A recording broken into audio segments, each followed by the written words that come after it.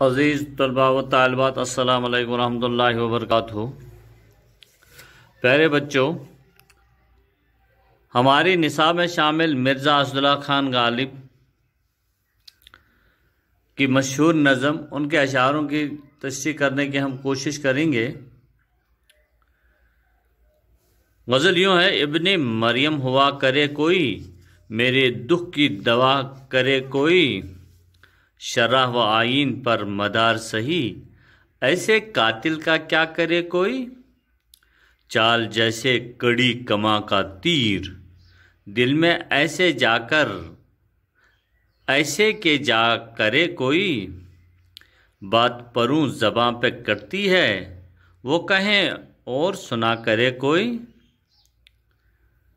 बक रहा हूँ जुनूं में क्या क्या, कुछ न समझे खुदा करे कोई। न सुनो गर बुरा कहे कोई, न कहो गर बुरा करे कोई। रोक लो गर गलत चले कोई, बख्श दो गर खता करे कोई। कौन है जो नहीं हाजतमंद, कौन है जो नहीं हाजतमंद, किसकी हाजत रवा करे कोई। क्या किया खज़र ने सिकंदर से, अब किससे रहनुमा करे कोई।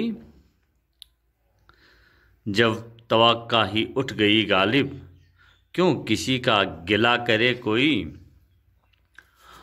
अजीज़ तलबा व तालिबात, आज हम मिर्ज़ा असदुल्ला खान गालिब, उनकी सवाने हयात पे तो हमने बात करी है। उनकी गज़ल नंबर 1 पे जो हम अभी तशरीह करने की हम कोशिश करेंगे वो ये है: इब्ने मरियम हुआ करे कोई, मेरे दुख की दवा करे कोई। इब्ने मरियम कौन था? इब्ने मरियम किससे कहते हैं? इब्ने मरियम हज़रत ईसा अलैहिस्सलाम को कहते हैं, क्योंकि हज़रत ईसा अलैहिस्सलाम का कमाल था कि वो मुर्दों को जिंदा करते थे और बीमारों के दुख दर्द दूर करते थे। तो इस शेर में शायर फरमाते हैं कि अगर कोई ईसा है तो हुआ करे, मैं तो तब जानूं कि जब कोई मेरे दुख दर्द को दूर करे, तभी मैं, मेरे लिए वही इब्ने मरियम है जो मेरे दुख दर्द को दूर करे। क्योंकि आप जानते हैं कि इसमें शायद बीमारी का इश्क का इलाज ईसा अलैहिस्सलाम के पास भी नहीं है, कि बीमारी इश्क का इलाज ईसा अलैहिस्सलाम के पास भी नहीं है, क्योंकि असल में ये कोई मर्ज़ नहीं है बल्कि एक वहम है, और फिर उस वहम का इलाज अब तक नहीं हो पाया है, क्योंकि आप जानते हैं बच्चों कि वहम का इलाज ही नहीं होता। शर्रह व आइन पर मदार सही, ऐसे कातिल का क्या करे कोई। शायर फरमाता कि मैं मानता हूं और मैं यह जानता हूं कि दुनिया का मदार जो है वो कानून पर चलता है, और दुनिया का कानून यह भी है कि कातिल को सजा दी जाती है, कातिल को कत्ल की सजा दी जाती है। लेकिन इस शेर में मिर्ज़ा गालिब फरमाते हैं कि ऐसे कातिल का क्या करे कोई, कि उस कातिल का जिसने बगैर तलवार के ही किसी को कत्ल कर डाला होगा, यानी कि उसके लिए कोई कानून नहीं बना है कि जो बगैर तलवार के किसी को कत्ल कर डालता है। चाल जैसे कड़ी कमा का तीर, दिल में ऐसे जाके जा करे कोई, दिल में ऐसे के जा करे कोई। इस शेर में फरमाते हैं कि जिस तरह से तीर कमान जो है, जिस कमान जो होती है तीर की, जिस तरह से कमान सख्त होती है, उसी कदर तीर भी ज़्यादा जोर होता है, तीर में भी ज़्यादा जोर होता है। तो इसमें शायर फरमाता है कि मेरे महबूब की चाल ऐसी है जैसे कड़ी कमान का तीर होता है, यानी मेरे महबूब की मस्तानी नाजो अदा से बड़ी चाल तीर की तरह सीने के पार हो जाती है। आप समझ पा रहे हैं ना कि महबूब की मस्तानी, उसके नाजो नखरे سے بری چال تیر کی طرح اس کے سینے کے پار ہو جاتے۔ ایسے محبوب کے دل پر کوئی اپنے لیے جگہ پیدا کرے تو بات ہے، مطلب یہ کہ دلکش محبوب کے دل میں کوئی جگہ پیدا کرنا بہت ہی مشکل ہوتا ہے۔ بات پروں زباں کرتی ہے وہ کہیں اور سنا کرے کوئی۔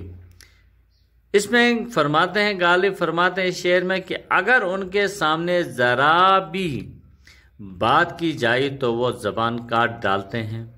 اس کا مطلب یہ ہے کہ جو کچھ اس کے دل میں آئے وہ کہہ دیں اور ہمیں بس خاموشی سے سننا ہے، ہمیں بس خاموشی سے سننا ہے۔ بک رہا ہوں جنون میں کیا کیا، کچھ نہ سمجھے خدا کرے کوئی۔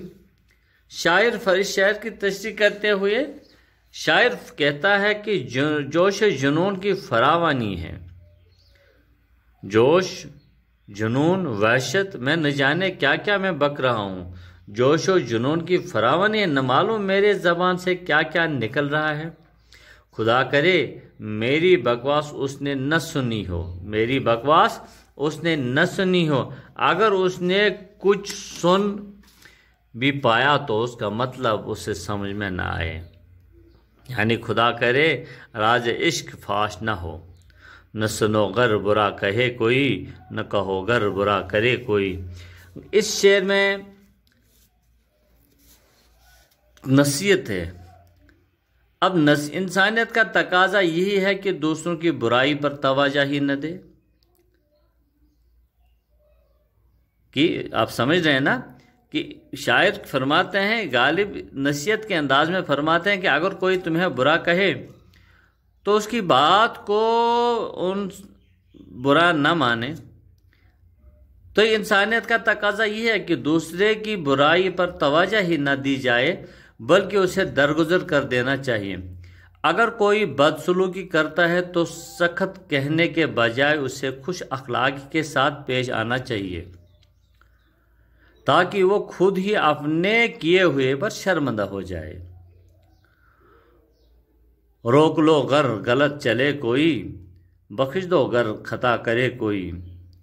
اس شعر میں اگر کوئی غلط راستے پر چلتا نظر آئے تو ہمارا فرض یہ ہے کہ ہم اسے روک لیں، جس طرح بن پڑے اس کو ہم روکیں، اور اگر کسی سے کوئی غلطی سرزد ہو جائے تو اس کو معاف کر دینا چاہیے۔ ممکن ہے کہ وہ تمہارے اس رویے کو دیکھ کر شرمندہ ہو اور اپنی اصلاح کی کوشش کریں۔ کون ہے جو نہیں حاجت مند، کس کی حاجت روا کرے کوئی۔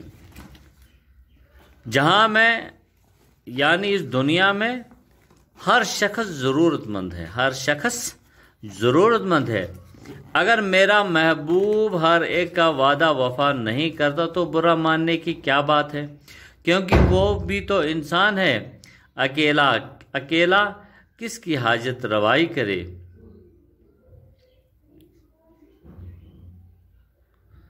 اور پھر یہی ہے کہ اگر تمہاری حاجت روا نہ کرنے تو شکایت زبان پر نہ لاؤ، کیونکہ ہر شخص کی اپنی اپنی ضرورتیں اور مجبوریاں ہوتی ہے۔ کیا کیا خضر نے سکندر سے، اب کسے رہنما کرے کوئی۔ جب حضرت خضر جیسے رہبر بھی سکندر کو آب حیات تک نہ پہنچا سکے اور سکندر محروم ہو کر ادھر ادھر بھٹکتا پھرا تو پھر دنیا میں کس کی رہنمائی پر بھروسہ کیا جائے، اور کس کو رہنما کس لیے بنائے۔ چلیے اس شعر میں اصل میں جو یہ شعر ہے اس میں تلمیہ کا استعمال کیا گیا ہے۔ شاعر فرماتے ہیں کہ سکندر حضرت خضر کی رہنمائی میں چشمے آب حیات تک تو پہنچا، لیکن جب خضر نے سکندر کو چشمے کے آس پاس کئی بوڑھے سسکتے بلکتے دکھائی تو سکندر نے آب حیات پینے سے پرہیز کیا۔ شاعر کہتے ہیں کہ حضرت خضر کے رہنما بننے کے باوجود سکندر آب حیات نہ پی سکا۔ ظاہر ہے کہ حضرت خضر سے بڑھ کر تو کوئی دوسرا رہنما نہیں ہو سکتا۔ اگر حضرت خضر سکندر کی رہنمائی نہ کر سکا تو کسی دوسرے اور سے کیا توقع کر سکتا ہے۔ عزیز طلباء و طالبات، اب مقطع ہے جب توقع ہی اٹھ گئی غالب، کیوں کسی کا گلہ کرے کوئی۔